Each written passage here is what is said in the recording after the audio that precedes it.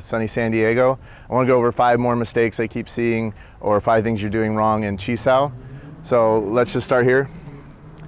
As we're working, let's say he just sets something up, he pushes me across in lapdas, and I see people throw the hand out. They're now in this crossed hand position. You don't want to stay here, and people will sit here, or they'll pull their hand out and they start throwing like this. The person's giving you a bridge. Even if he crosses and he gets a good chop out, I'm now in a cross position, but if I wait here and he chews, he's going to pull me in. Or if I'm here and I just think that I'm going to get a hit, he can do tanda. Lopda, but he can do tanda as I punch out, right? So what we need to realize is never sit with the hand crossed, okay?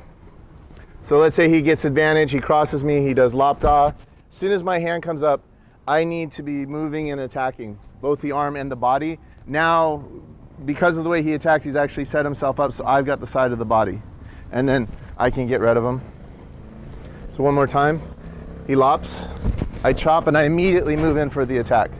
Just because he makes the first move or initiates the action doesn't mean I need to sit there and pose and look pretty and wait for him to do the next move, okay? Moving on to the second thing I see is in the same vein, people keep pausing in the middle of Chi Sao. Chi Sao needs to be a continuous flow. Obviously, if you're the senior working with a junior student, you might pause to let them figure out what to do next. But let me show you 2 variations of a Chi Sao scenario. We're rolling, and I open him up. I now have his whole body exposed. I can hit with both hands, and I stop here. So he can run his hand and hit me, all right? He can on and cover both my hands back across the center.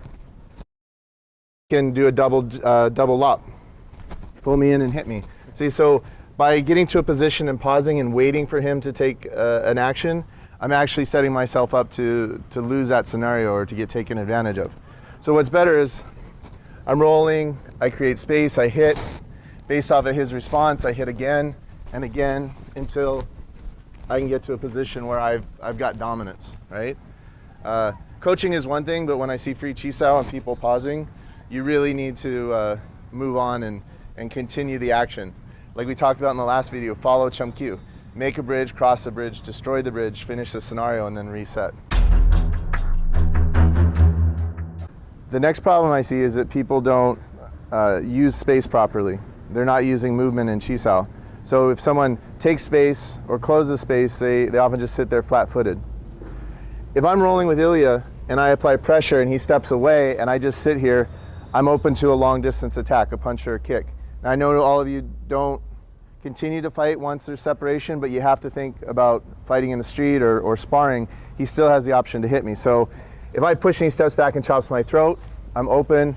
He steps back and kicks, I'm in danger, okay?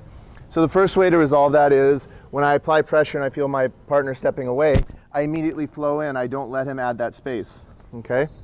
The second one is if he steps away, I add space. Now we're clearly out of Chi Sao range. There's no chance of him hitting me or me hitting him, and that's okay too. That's we step back in sparring when we don't have a clear opening or when we're overwhelmed or we need to just reset. So that's a good strategy. And if I stay and I push, I need to be ready. So if he kicks, I can intercept, right? If he steps back and tries to chop my throat, I can get my hands up at least. But you see too many people, a little pressure, they step back and their hands are down waiting for something to happen. So that's no bueno. Next thing I see a lot are people using excessively fast hands. So Ilya is going to be a good buddy and not overreact here. You'll see someone roll, they'll get the lop, and then they turn into.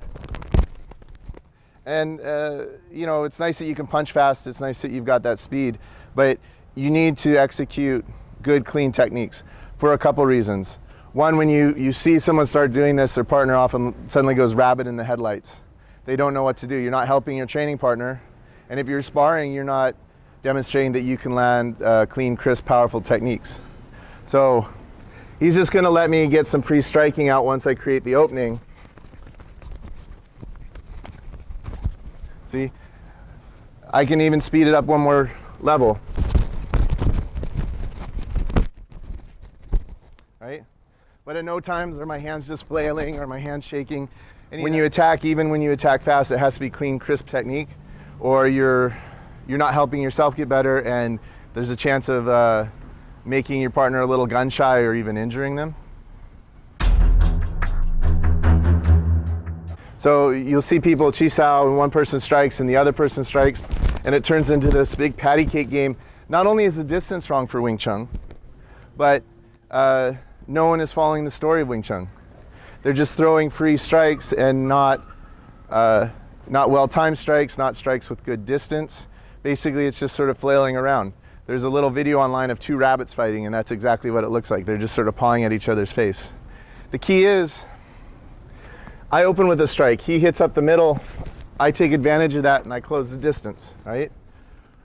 Or he strikes, even if I'm caught unaware and I'm forced back, right? Now my job is to get in close. So you don't have to immediately smash your partner. You don't immediately have to go in and control, but that has to be what you're seeking, or I don't really think you're doing good Chi Sao, right?